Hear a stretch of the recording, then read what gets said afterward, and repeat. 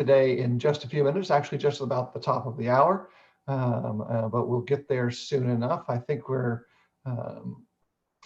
doing the digital things properly, so it looks like that's all taken care of. Terry, how are you doing today?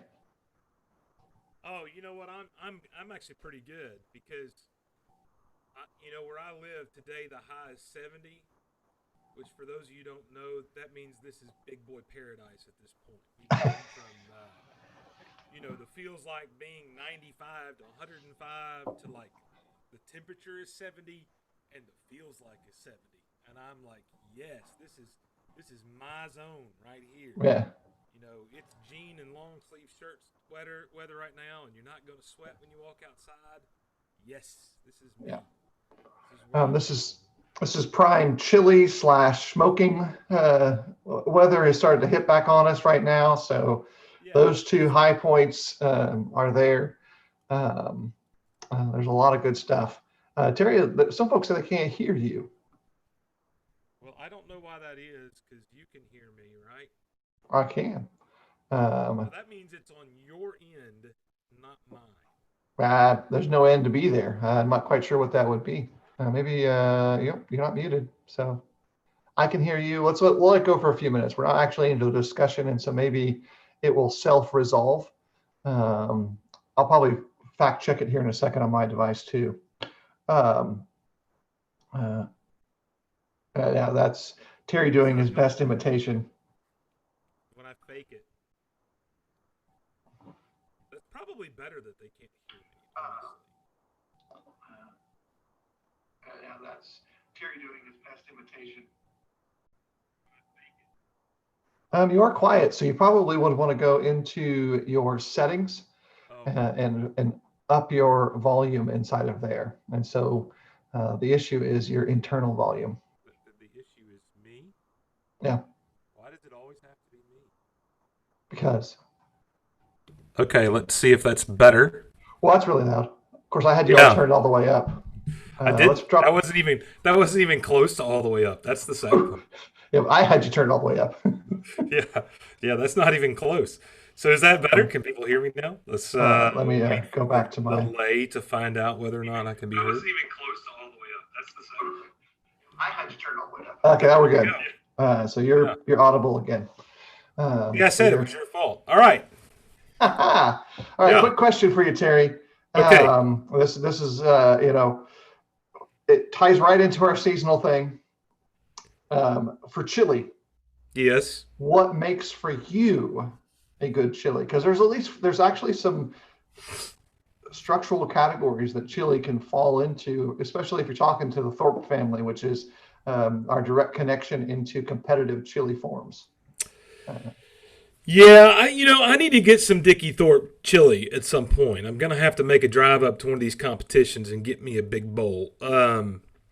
Look, I'm going to say something that most people are going to go, what? Like, our chili recipe is probably the most used chili recipe in the country, because my wife has found out that what we like better than anything else is just the recipe off the Bush's chili bean can. And that's pretty much what we go with just a few minor altercations, which means it has, beef in it and beans, and there's a good ratio. Don't want too much beans, don't want too much meat. Like, I don't want to bite into a bowl of chili and think I'm eating soupy, sloppy Joe.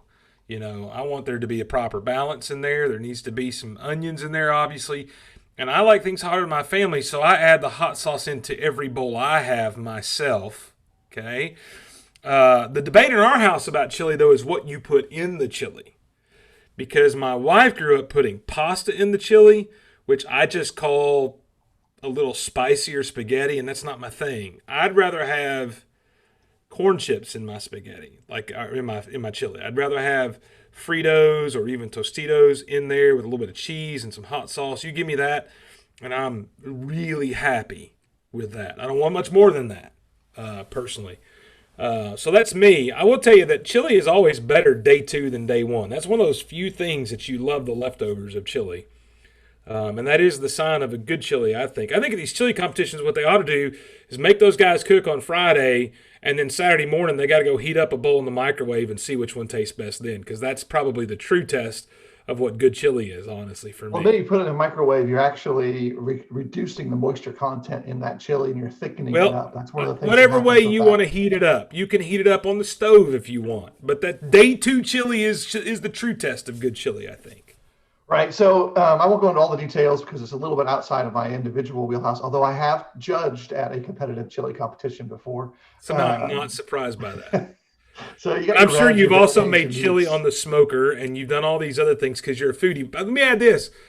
I don't like white chili either because white chili is not chili. That's just fancy chicken soup when you get down to it, right?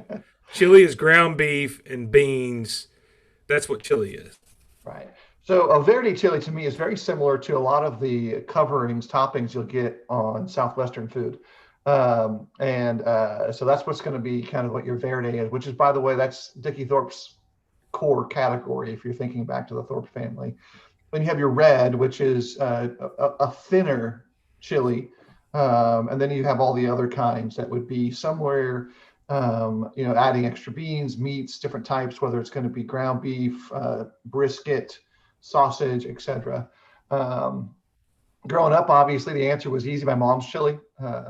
Even though I went through a little phase where I thought my mom should open up her own chili palace and just have a restaurant that served that because that's what kids do. Your mom's always the best. In a pinch for us, it's actually just following the instructions in the Carol Shelby chili packages, which are available on the aisles at most stores. I've got a few recipes where I use the smoker engaged in that. Crock pot chili that's really good. That's a very thick, hearty chili. Lots of meat, lots of beans, lots of vegetables. But it's super simple. That one, after you ground the meat, basically everything pours into the crock pot and you walk away. So there's a lot of variation there. My favorite chili is whatever chili is delivered to me when I'm hungry. That's really what it comes down to. I like them all. See, you talk about all these different kinds of chilies. I hear you talking about soup. You're not talking about chili. That's the problem there. Those are different versions of stews and soups. Like when you say brisket and vegetables, you're talking about stew. You're not talking about chili anymore. That's where I'm at on that. You could throw some onions and maybe some green peppers in my chili, but and celery, which is an odd thing that goes in there. But you start throwing anything more than that, you're not in the chili category anymore, right? You're just in a hearty soup category. That's the problem you have there with it. You lost me. We're gonna fight about this later. And by the way, Cincinnati chili is like a whole different ball game. Let's not even go there. That's just fancy spaghetti with some cinnamon thrown in it. Is all that really is. And there's a Chili place mac for that. is a thing that does not satisfy me on an individual level, although I know people really love it.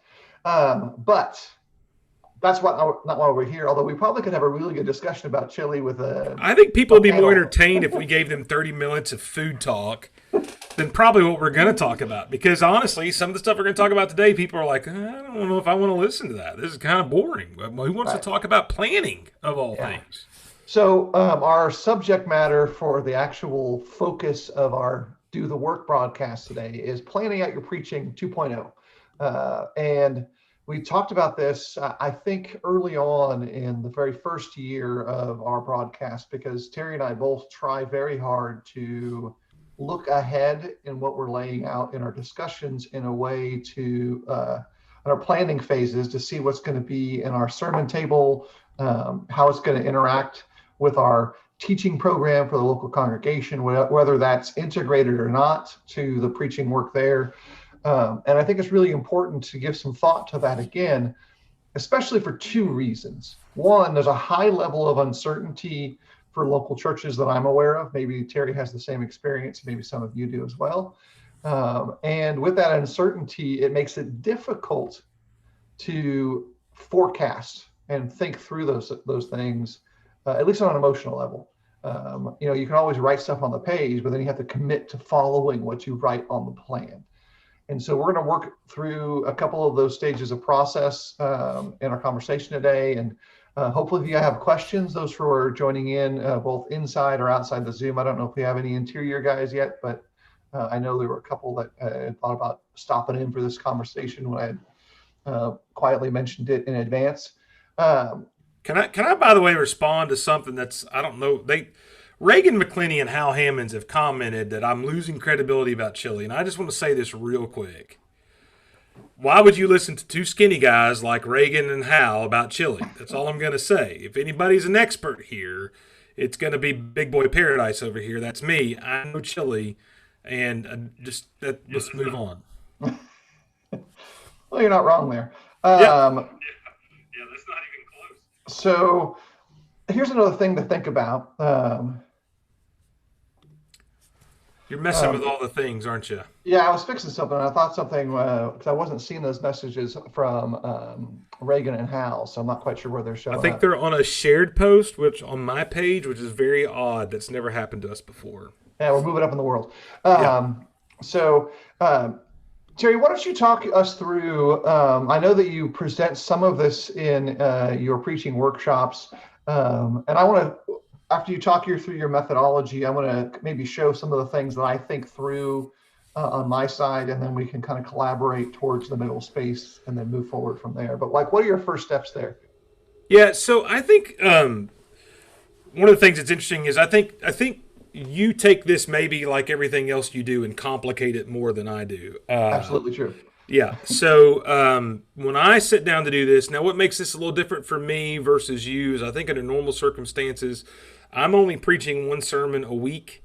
And while we're doing that now, I do believe you do 2 a week before all of the pandemic. Is that correct or not? Nope. One sermon a week. We had 2 classes on Sundays. All right. But you also plan your classes for the year. My classes are actually planned by the elders, and I'm kind of inserted along the way.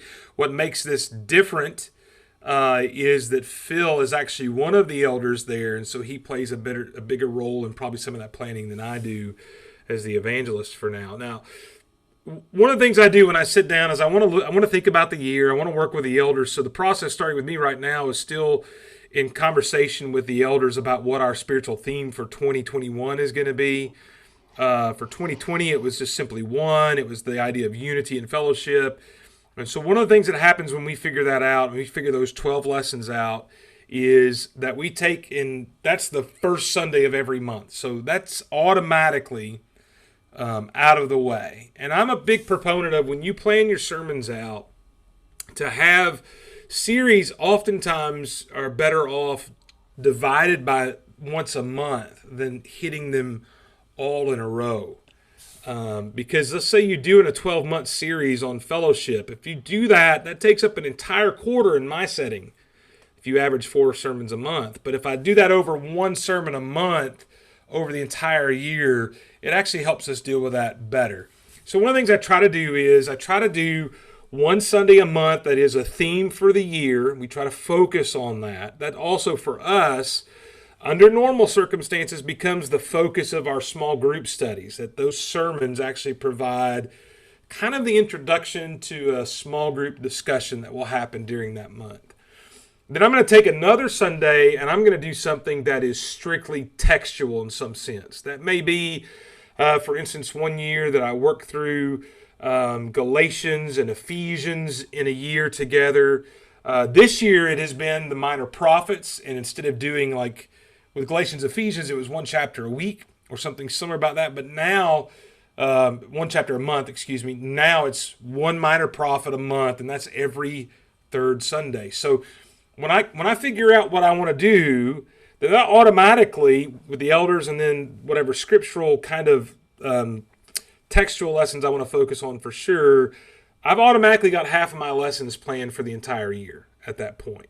And that's how that starts for me. Those are really the first 2 things that I want to do to have my planning go forward.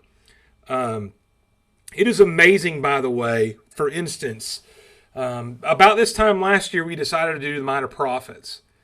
And you would, by the way, sometimes you hear that series, you and I have talked about this, Phil, and you go into that thinking minor prophets, that sounds boring.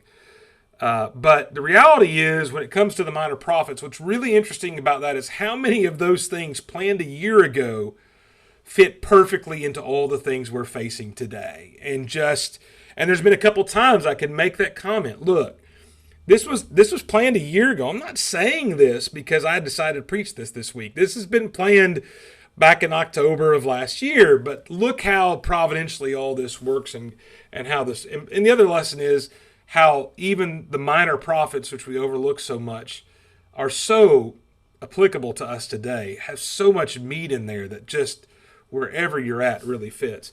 So one of the reasons I bring that up, Phil, is because you and I, when we talk about this, we've heard a lot of times from people saying, well, I think that if I plan my sermons out for a whole year, that's really going to stifle my passion. That's really going to keep me from staying current. It's not going to be as effective. And I'm going to tell you, I just haven't found that to be true. There's also flexibility. So you have to have flexibility in everything. I was in a gospel meeting one time, and one of the deacons actually passed away that day, but we didn't find out until right before I got up to speak. Totally did a different lesson, even though we had advertised another, because it wasn't appropriate. You always have to have that flexibility. So we're not saying that you're handcuffed to this piece of paper or whatever, this document that has your plan on it. But you don't ever have to sit there on Thursday going, what am I going to preach about? And if you only preach about the things that are on your mind, well, I could tell you that if Phil and I didn't have a plan, we'd be preaching a different version of the same sermon every week for the last 5 to 6 months. It would have been the same thing over and over and over and over again. And I'm not saying that didn't creep its way. I know for Phil it hasn't, for me too, that there are things that haven't crept into all those sermons that are smaller portions of some of those repetitive things, like continue to have faith, continue to believe, those kind of things. But this keeps you from just repeating yourself over and over and over again. So, again, it's amazing how it processes through. Now, I know I'm just rambling on at this point, but I will tell you, I don't know about you, Phil, but I am a little overwhelmed with the idea of planning right now because nothing is still normal. So how do I know where things are going to be come January 1st? Like there's this big black cloud hanging over us of, are we headed back to a quarantine? Are there going to be spikes? It's really, really difficult in that stance. So two quick things. Hal Hammonds and Edwin has quick, excellent comments. Preachers and audiences alike will find ways to put sermon info into a current context. Accurate. Edwin also comes in with another accurate comment. So are you suggesting that the heart of man plans his way, but the Lord establishes his way? And yes, Edwin, we are definitely suggesting that. For me, I always lean heavily into expository sermon series at this point in my perspective to what preaching should be like. It doesn't mean that I don't have single topic focused messages. And even when I do that, they tend to come out of a specific text themselves. So for 2020, my preaching included series that I'm still completing of both Galatians and Nehemiah.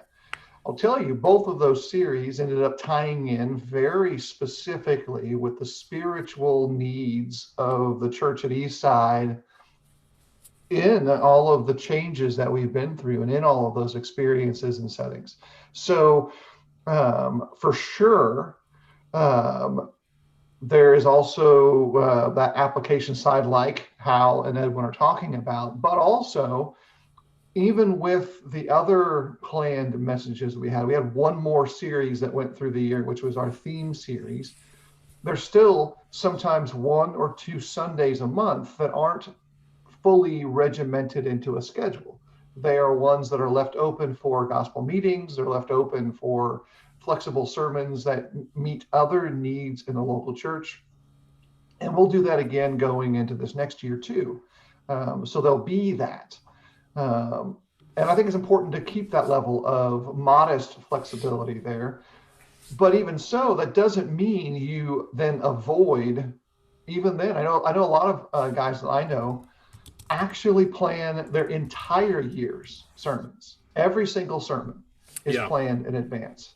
And here's some reasons I think that's a challenge for some of the guys that I know. Some of the guys that I know are shouldering the entire preaching load for the group that they're in. And it's a daunting task to plan a full year of that. Most of them are still preaching twice a week. So you're talking 104 sermons. Absolutely. And so that's a lot of pre-planning and a lot of consternation of the process.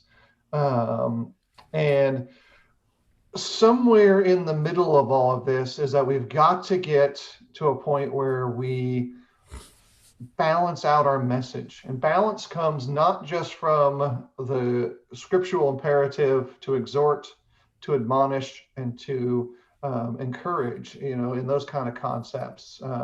But it comes from a balance in the sense of pulling from the Old Testament narratives and messages and prophetic work, pulling from the history and letters of the New Testament, pulling them and presenting them in a way so that you give the whole counsel of God.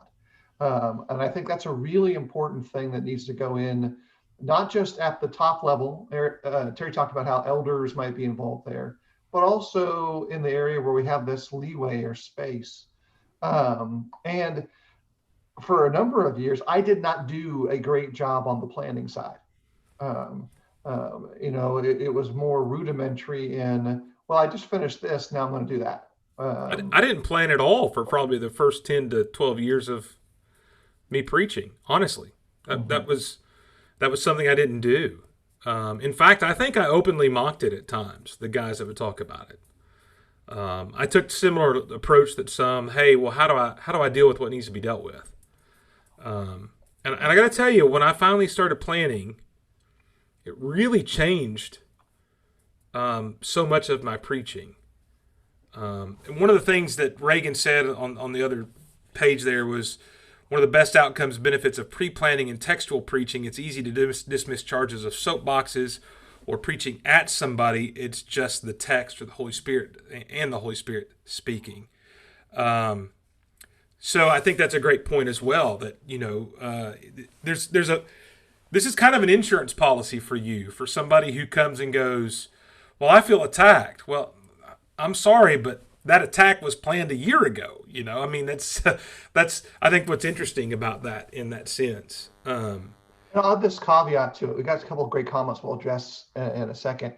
Caveat one to Reagan's comment: it doesn't eliminate the risk of soapboxing, snipering, or using the pulpit as a bully pulpit, but it limits the opportunities to do so. And so you still have to be mindful of that. You still have to be wise, and it's a bulwark against it. But your and our hearts can still be broken in such a way as that we lash out rather than reaching out. And so there's still a need to be self-monitoring in that area too. Yeah, because just as Hal said that audiences and preachers can find a way to put it into current context, preachers are really good at turning sermons into sniper opportunities if that's what they want to do. Yeah, that's a true danger, and we need to be aware of that. And so the other point that's brought up, and it's kind of a combination of both Edwin and Alex's comments. I'm not going to read them both in entirety. I want to summarize a couple of great concepts from them. When you have those two sermon opportunities on Sunday, a lot of times you'll know your audience will vary on the basis of whether it's a Sunday morning or a Sunday evening. Yes. Chris Emerson, I think, refers to the Sunday evening as the home crowd. He calls it bro time, actually, I think is what bro time. It's his bro time. Yeah. Right. And so he adjusts his topics to kind of fit that context. You can do that on a planning level or on a short-term planning level, because I'll say this about Edwin and Chris, both guys I know who kind of push away from the structured sermon plans. They still plan their sermons. They're planning them in a compressed period.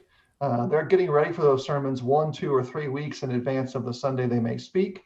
And so there's still a ton of work going on. Terry and I just prefer to plan further out. And like Terry said, I excel at taking the simple and making it complex.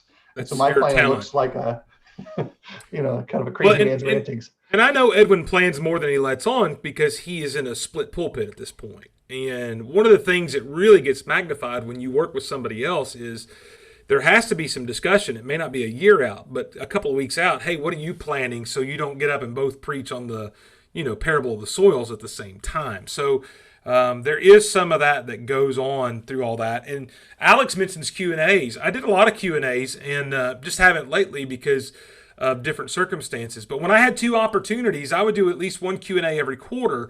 But those are part of the plan, right? I think that was one of the things that I knew is this is a Q&A session. We had a question and answer box. And I knew before that sermon I had to go to that box and empty out all the questions for the quarter and decide which ones I was going to cover. So, and even in my plan, I'll hold this up for last year. For this year, out of 52 weeks, I only planned about 42, 43. Some of those empty spots were when I was gone. Some of those are flex spots, like the last 2 openings of the year were left empty on purpose. What do we need to do to wrap up the year and move forward? How do we need to handle that? So you leave a lot of that empty on purpose. You were talking about earlier about making sure you include different things. I think one of the things this does is I color code mine, I put it on paper, and I color code that so I can actually look at it, hold my hands, and each color represents something different. And I think that's important for you to look at, because then you can see how balanced you are. So if there's a color for the home and family, if there's a color for something that's from the Gospels, from the life of Christ, if there's a color for the Old Testament, you can look back and see whether or not you're out of kilter just by looking at the colors. And by the way, that's happened to me sometimes. I can look and go, wait, there's too much black on there. There's too much red on there. And go back and rearrange that and change that in order to be more balanced in your approach. And it's amazing how something so simple as that can keep you a little more balanced as you move forward. Right, and there's a couple of other great things. Carl Peterson talked about in his particular case how his bivocational life was benefited by having a structure for the preaching expectations, so that he could know, okay, that stress of what am I going to preach on is being pulled off. And then Chris Kramer asked the next connecting one that ties together to both comments from Jeremy Bard and Edwin. And I think there's some stuff that I'll get the same stuff in a second. By the way, Jeremy and the other guys, it's good to see you in this format. I haven't seen Jeremy in a couple of months since we dropped kids off at FC a while back. I love me some Jeremy Bard. We have too many stories that cannot be shared publicly. Accurate for both of us, all of Yes. us. But I'll kind of think about it this way. In order to alleviate this sense of dragging things out or having these series become boring, number one, pacing is really important. The reason that pacing is important and planning out that is it's really easy to micromanage that series. So if you're going to do a book and you can't compress it into 4 things or 12 things, then keep working down that format until you can. And I just use 4 or 12 as 2 illustrations, because either that's going to be a month or it's going to be a year. And you must kind of break that down. So you're going to end up covering a chapter or 2 in some books in one sermon. That shouldn't be boring when you produce it. It should be an opportunity for you to explore the theme, explore the application, explore the message we need to hear today. Well, and let me explain something. I totally scrapped my plan a couple of weeks ago about something and went into a 5-week series looking at the way Satan attacks our faith. And I did that surrounding my pre-planned sermon on one faith from our annual theme. But that's all broken up by the annual theme and the minor prophet sermons. So in the middle of this, really what turned out to be a 6-week series, if you put the one faith in the middle of it, you have some little things thrown in there to break up the monotony. And here's the key to a good series, by the way. I learned this a long time ago from Wilson Adams when I was working with him. When you preach a series, every lesson should be able to stand on its own as an individual lesson. It should not be dependent on any other lesson in the series. If it is dependent on the other lessons in the series to make sense, then that's when the series begins to become too much and begins to bore people, because what you're doing is you're having to repeat yourself all the time, and they feel like they're hearing the same stuff. So when you do lessons in a series, make sure that lesson can stand independently of everything else. And I wanted to reply, great comments by guys. Edwin and Jeremy talked about how that if you don't plan, it's really important to let your personal study direct your preaching more than the current events. And I love that, and that's true. Here's the advantage of planning. The advantage for me of planning, and I know of Phil, is as you study personally, and coming up, and it's March, but coming up in November, you've got a lesson on something. And in March, you come across that, something that's really powerful to add into that. a lot of us have a way of whether we write that down in Logos, which I'm starting to do more of because of Phil's influence, but there are ways to take notes, to do things so that when November comes, your personal study in March is connected and you've been preparing things along the way and adding to this kind of imaginary folder of research material. Whereas if I'm deciding on let's say an every 2-week basis what my plan is, then I'm really restricting my study to just those 2 weeks in essence. And I'm not allowing my personal study to just magnify and build upon my plan. And so one of the benefits of that, and I agree, if you're not going to plan, don't let the news channels in your Facebook feed direct your sermon planning. Okay? Yeah. Let your personal study. But if you do plan, your personal study actually becomes more powerful in the long run because it emphasizes things way ahead of time that you may miss out on because you don't know where you're going in the future. Yeah, let me kind of tie a couple things. Edwin talks about in a very real way that he's not good at sermon planning. And it ties into like how do you keep these things from being boring or redundant, or why do we do that? I want to talk about it from a personal level. And maybe this is the answer that will help some of these guys. I know it helps me. And the number one benefit to my preaching plan, aside from pushing off the stress of figuring out what I might do each week, is accountability. That is, I've pledged myself publicly to study, prepare, and read in a way that I'll be ready to preach on these topics that everybody already knows I'm going to be preaching on. So now I'm accountable. So how do you get good at that? Well, you start by making yourself accountable. Edwin, for you, you're tremendously good at everything you do. All you have to do is plan out a 4-part series and tell everybody you're going to do it, and then keep it. And gradually you'll get better at it because you're already getting better at all the other things. And it's a simple way. And like Terry does, I color code a lot of stuff. My color codes are both connected to whether it's a narrative historical text as an example, or if it's a theme text. But they also include in my planning guest speakers, and they're going to come in. Am I going to be traveling some? In any year, I've got some things I already know about where I may be traveling, or this year in particular, we're also making sure that I'm not teaching all the things and I'm not preaching all the things. So we're pre-planning some of that, and that allows me to kind of prepare for it. And if we have someone in the congregation, we can come to them and say, hey, you've got 4 months and we need you to preach on this text. That's a lot more comfortable announcement of it. The preacher's going to be out of town next Sunday.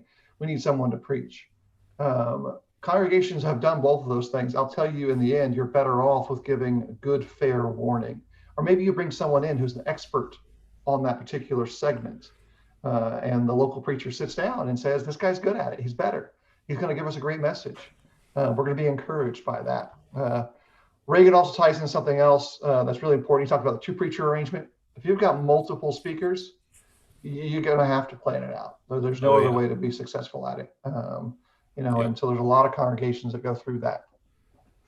Yeah, and Carl Peterson brings up the idea that if you have this plan, you can feed those titles to your song leaders, which then makes your assemblies to be more cohesive and thematic as well. And I'd say one of the changes we've made here lately because of that is, and because we're limiting our singing to a couple songs outside, we're kind of doing a hybrid inside-outside thing, but we all go outside to sing because of COVID right now, is I'm actually choosing the songs for the week, and we're using different song leaders every week. We're not just using one leader, but we're moving towards a more thematic kind of approach to our assemblies already.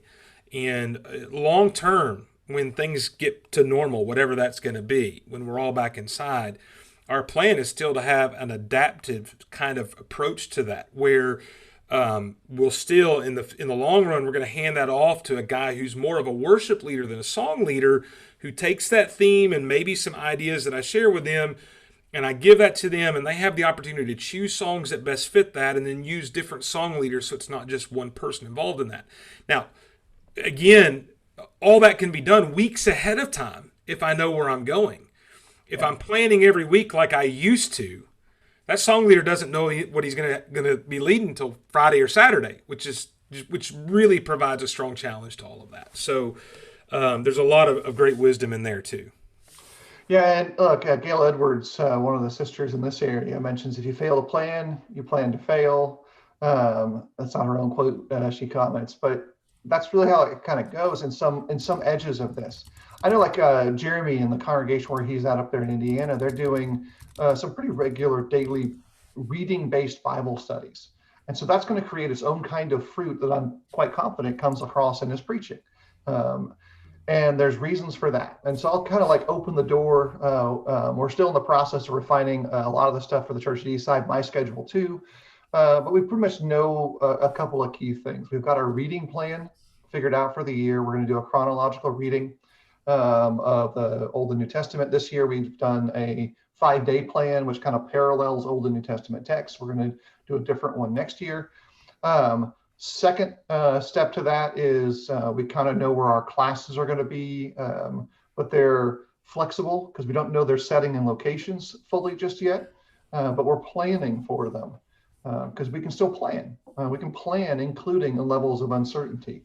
And so whether they're going to be virtual classes, hybrid classes, or full in-person classes, whatever your congregation may be doing, you still need content. You still need something to teach that's going to strengthen the disciples. And so we're planning out that. And for us, we've pretty much figured out that we're going to be starting and probably finishing the historical Old Testament cycle of First Kings through Chronicles, and break that out. And then we'll have a second set of adult classes in that context that will take Luke and Acts. And so we're probably going to do that. But then I've got 52 sermon slots that will be filled by myself or others.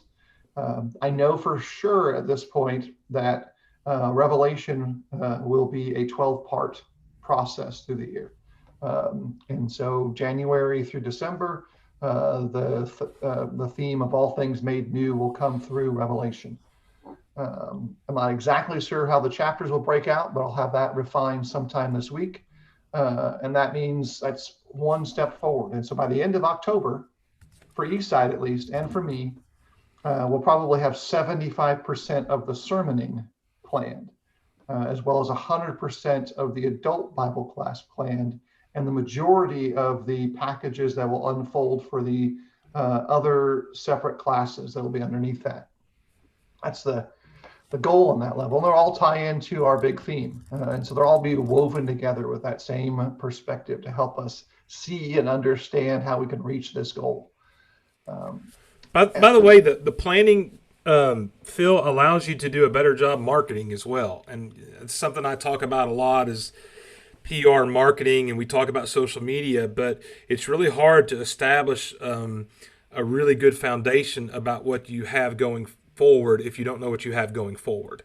Right. Whereas it does give you the opportunity, if you want to advertise more through social media when you know what's coming up. And by that, I mean, sometimes not the week before, right? Or the week of, but you could say things like, every first Sunday of the month, we're going to look at the idea of one and focus on our unity. You can do that at any time if you know where you're headed. Alex asked a great question, and I think Terry should field this one first, and then I'm going to give my perspective secondly. He says, hey guys, you may have already talked about this, but could you speak to the involvement of eldership, deacons, and others in the planning vision for the year process? I've got a memory that kind of crosses over the thresholds. And so I could talk about it recently, what it was like to not be part of a leadership process on the elder level and now to be part of it. And it's very different. But I want to hear Terry's response to it first, because he's giving you that freeze face of, Well, so I think one of the advantages to this is, and my connection says it's unstable, Phil, so you just wave at me if I'm struggling here. Well, that's just natural state for Terry. Yeah. I am unstable. My connection's not always, but I am. One of the things that this allows, okay, there's a couple levels to the answer to this. One of the things that this allows to happen is it allows you to say to your elders, I'm involved in planning, and I'm working beyond the things you normally see. And I think there's some tremendous benefit to that. Secondly, this is a great way to find out if your elders have any planning or vision for the next year. And I don't mean that. I know that I laugh because I know that sounds judgmental. But let's be honest. All of us that have preached and worked with elderships have been in that situation where we go to them. And I got to tell you, I've been in situations where I go to them in October and September and say, hey, I need you to let me know where we're headed. And we don't get into any discussions of that till halfway through November, which, by the way, is really too late to start the process. So this is a good kind of catalyst to bring that up and say, I'm working on my preaching plan for 2021. I kind of need to know where you guys are headed. Where are you taking us? Because you're not always involved in all those discussions. That's just how that goes. And they may know some things you don't know, they've not shared with you, that they want you to deal with. And this is really important. So, and at the same time, there's a fine balance between those things. Because I remember one year, went with a couple of theme ideas. One was really, really good. And that theme idea was rejected. And instead, I was given quite honestly a terrible theme idea. And at that time, it was 2 sermons a week. So we're talking about 26 lessons. That would have inevitably been, there was no way around it. It would not have been judgmental and negative about a lot of different things. And in the process of that, we had to have a discussion about what our focus should be and the kind of lessons this is. And we changed that to something else. So there's a fine balance between letting your elders kind of direct your steps in what they want, but also what your comfort level is as the guy who's going to put your face to all those messages. And in that situation I brought up where I didn't agree with it, I mean, ultimately there had to be this discussion of, guys, I can't get up and preach something that I just don't feel like I can preach. Like, you can't ask me to do that. If you would like to take over that Sunday every week, every month, you're more than free to do that. If you would like to present those messages, I can't do that. That wasn't done as a form of insubordination, but you have to balance who you are and what you do with your submission to the leadership. And sometimes that's a challenge. So I do think they should be a part of the process, but it needs to be a healthy discussion as far as, and you have to help in that vision casting for what comes from the pulpit. You play a role in that. Now, Phil's in a different spot because he's part of the vision casting already. And that takes out some of the tension that may be there for some of us and some of the possible obstacles. Although at the same time, Phil's working with other elders, which means he still has to have some of those discussions as well. So I'll kind of like cycle through a couple of experiences. With the congregation at Jerry Whitson Road, the elders there were very good about coming to me in confidence without details and saying, hey, in the next couple of weeks, we'd really love for a sermon that comes around this subject. And so those were the outgrowth of our breakfast conversations. We meet for breakfast every week just about, and they'd say, we really need some more preaching on this or that. And so that was their leadership methodology. They were not ones who really wanted the sermons to fit in a theme. They were very good on the interpersonal connections to members, etc. And so that would come into that level, and they would come in and say, here's that. Side by side with that, one of the deacons and I worked in tandem to help coordinate the classes. And so the deacon was really handling the classes that were the divided children's classes all the way up to the college class. And the elders asked me to kind of work in concert with him on the college class and up level. And so we would dialogue those, make sure the adult classes tied in well, and work together. Now, when I moved to that group, the entire congregation was following a coordinated curriculum through the Bible. I think it's the Bible study notebook series, what they were doing. And so we coordinated through that way. And so all the classes fit that concept. That worked really well in many levels, but in some levels it was unsatisfying because it didn't give structure to the entire church's focus, even if we were on the same page as to what we were studying in various books. So that's a model that had taken place in the past. When I moved here to Georgia, the elders here, when I first moved here, they came and said, this is our theme. This is what we're doing. Here's your classes. We want you to be teaching this in your adult classes. And they've got a cycle of following roughly at that time the format of the Waldron study books for their adult Bible studies. And he says, this is what we want you to continue doing. Theme stuff was given to me. This is our theme. We want you to preach X number of sermons off of this theme this year. And you're free to then fill in as otherwise you intend, as long as it's not going to impair your ability to fit that theme in there. And then now, as I've transitioned into the elder edge of it as well, that's basically what we're doing. But we still work with our deacons to make sure their input is given. This year we did another thing, which is in surveying the congregation. We reached out to them directly and says, hey, what is important to you spiritually? What things are going on in your lives that we need to take into consideration for the flock at Eastside?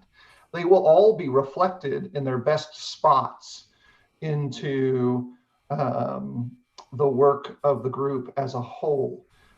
Here's some quick side points. So that's probably the process there, Alex. It comes in through those formats and it has to kind of work its way back out through either the preacher edge or the shepherd edge of my experiences.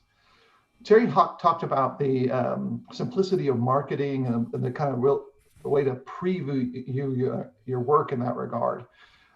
Here's an efficiency thing. If you've got 12 sermons coming off of a particular book of the Bible, you only have to make one graphic for them, one image for them. Correct.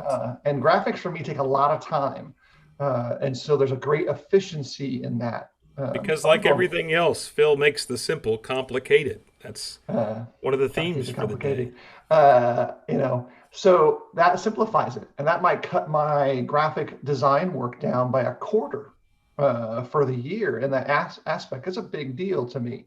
Now I still have to schedule, plan, do all those other parts. But then that moves that forward in the process. Jeremy's Bard's comment in regards to how he kind of he wants that flexibility. I totally get that. Especially different congregations are different. I mean, that's just their needs might vary more rapidly. One thing about Eastside's that's very true is our membership turns over a lot because of the nature of employment in this area. We have a number of folks who move in and their jobs take them away. And so we include that too in our planning cycle as well. Let me say that Jeremy also said he does a month at a time. And I will tell you, Jeremy, that I started off doing just a quarter at a time. Mm-hmm. That when I started this, and for those of you who may want to do this, you don't have to do a year like us. That's not what we're saying. I started off just doing a quarter, and then I started off going to a year more than a quarter because, again, I was going to separate the theme unit on the first Sunday of every month. I was going to do a textual focus on the third Sunday of every month. That's how it works out for me usually. And so then I started looking at that. Well, I'd already had half my sermons planned out for the year already. It just made sense to kind of move forward into this beyond a quarter. And especially when I moved to a place, well, I was in a 2-preacher arrangement first in Memphis, which then meant that I was only preaching once a week. Sometimes, actually, I was preaching more than that, but it was less than twice a week on average. And so that made you have to plan out longer in advance to accomplish what you want to accomplish. And now that I'm in a place where I am the only guy, but I'm only preaching once a week, again, it just made sense for me to go ahead and to do that annually with some flexibility in there. I leave flexibility. About at least one sermon every 2 months is left intentionally blank with the word flex on it. And I give myself the opportunity to even swap that with something that's not the only thing static is my first and third Sundays. That's the only thing that does not move. Because from a marketing standpoint, those are advertised as immovable, okay? Unless I'm out of town, then I'll move that to the closest one. But as a rule, that is immovable topic. The rest of them are completely adjustable. So I have that flexibility built in. Yeah. And here's the thing. I'll talk about this in a very straight way. The more you lean into expository preaching, the easier it is to plan your preaching. that also forces you to deal with difficult sections of the scriptures. It forces you to be accountable to the goal of the whole counsel of God. It forces you to get away from, and I'll just, if you don't like it, you don't have to. It forces you to get away from the bad methodology of topic stringing, where you have a topic, you find 17 scriptures that seem to address the topic, and you make your sermon off of that. That's a bad study habit. It's a bad preaching habit that produces bad sermons. We can come at me, bro, if you don't like it. Now look, I'm going to say this. There's a place for the topical sermon. We know that because Jesus did it. Sermon. And if it was good enough for Jesus, it should be good enough for Phil Martin. But I do think there's a point here that you need to be careful that you're not just doing topical sermons. Yeah. That becomes the problem. The problem, we don't want to so emphasize, I think sometimes we get so tied to this idea of exegetical preaching, that's all we want to talk about. There is a place for that. There's also a place for a back-to-school sermon, which is very difficult to do from just one text, okay? I'm sure Phil's done that, but he's the weirdo in the bunch. So what I'm saying is, we're not saying don't do all topical, or don't do no topical. We are saying don't do all topical. And if all you do is kind of float week to week, you're gonna if you would just map out what you've preached and color code topical versus textual, you'll be shocked at how little textual you're doing by not planning ahead. And that's, I think what we're trying to say is to present this completely balanced and a full approach to Scripture. Planning helps you do that, even if it's just a month at a time or a quarter at a time.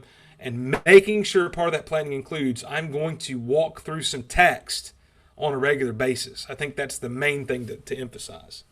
Right, and here's some steps for that. In a very simple sense, here you got this picture. Make a commitment. Commit yourself to this 2020 year of preaching a 4-part package of planned messages that you plan now. Now you've committed to the cause of being regimented. And Edwin says he's still looking for an expositional sermon and all the preaching found in the New Testament. Keep digging. When you find it, you can share with us, and we'll all be surprised. Further, when we are receiving our inspiration from on high, then my preaching will be better. And then maybe I can get away with more topical preaching. We'll see. Edwin and I will fight this battle later.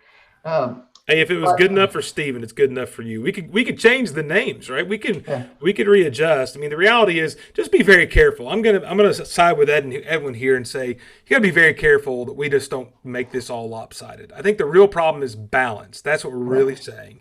The real issue here is balance. Look, I'm doing a series on faith that seems to be topical, but every lesson focuses on a text where Jesus makes a statement, "Oh, you have little faith," and so it is a textual series on a topic. There are ways to combine that. Planning lets you do that. And let me add this. It also is important to lean into where your strengths are in these roles. And if you recognize that you're strong in exegetical preaching, if you're strong in textual preaching, then hey, boom, lean into it and make that be a strong suit in that plan. Work your strengths. Train your weaknesses if you're going to think about it in that regard. And that's what I try to do in that sense. Really great comments and conversation today. Really appreciate each and every one of you and the work that you're doing. A number of you I've known in various spectrums across the world that have shown up today, and it's really beneficial to have your input in these dialogues. When Terry and I were talking about the subject just briefly this morning, we're like, we've done this before. But I know I've changed my perspective early. Here's the irony of this subject. Let's just pull back the covers, go ahead. The curtain on Do the Work. While we plan a year in advance for our sermons, there is zero plan about what we're going to talk about every Tuesday. That's decided at somewhere between 8:30 and 9 o'clock on Tuesday morning, which we got to do better about. So the irony is we're here telling you about planning because we didn't plan to talk about anything else till this morning. And that's where we're at. So let me segue into this. If there's something like this that you want us to cover, that you want us to talk about, maybe you want to join in the discussion and share your side of something, hey, we're up for ideas. That would help us to do a better job planning this going forward. Right. And while we do have things planned, I want to kind of mention some of those. We've got the plan we've got Jeff Wilson and Jared Saltz who are going to come and participate in some dialogues on the accuracy of the Old and New Testament manuscripts, Also known as particularly. Nerd Hour. And Terry will be there complaining, but enjoying every single second of it, I'm quite sure. And there are other stuff we still also have planned glowing through the closeout of this year and bringing into next year. Those are special broadcasts that will be upcoming, and we'll hopefully be able to announce the details with those going forward. Terry, any last thoughts as we go to the close of our discussion real quick? Well, you do know that when Jared and Jeff join, I will. I love how right there his unstable connection just shut him down. So maybe he'll come back in a second, but his internet connection has paused him. No, am I here? Am I here? You're back. You're back. That whole thing, whatever you said, is gone. I just said that when Wilson and Saltz join us, I'm Statler and Waldorf. That's what I am. That's my role when those guys are on there. My job is to, as Mark Russell says, to be funny while everybody else is being serious. That's where we'll be at. So, no, great discussion today, and I really enjoy discussions where we really talk about some of the practical things of our work, and hope that it was beneficial to everybody else. It makes it a lot easier when you guys comment. Thank you so much for that. As well to everybody, if you've got suggestions for discussion points, we've covered a number of those over the last 2 series, 2 years of our dialogue about the work of evangelism. Happy to conclude additional ones going forward. And again, appreciate all of you. Continue doing the work that you do. It is beneficial, even if you feel like nobody is listening. Folks are listening to the work that you're doing, and it is making an impact in people's lives. And each of you, all that have commented, I can say with quite direct plainness, you've impacted me over the course of your work. Thanks, everybody. You all have a great